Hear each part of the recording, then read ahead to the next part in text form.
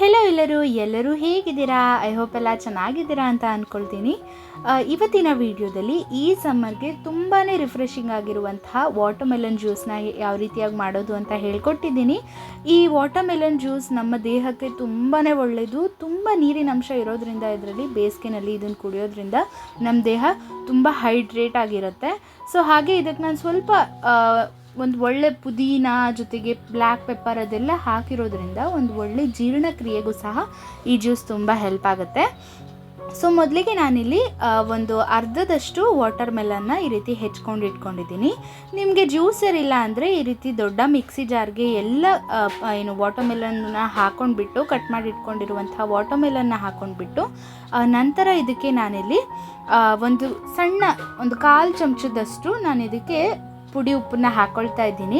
ಉಪ್ಪು ಹಾಕ್ಕೊಳ್ಳಿ, ತುಂಬ ಟೇಸ್ಟ್ ಚೆನ್ನಾಗಿರುತ್ತೆ ಜ್ಯೂಸು.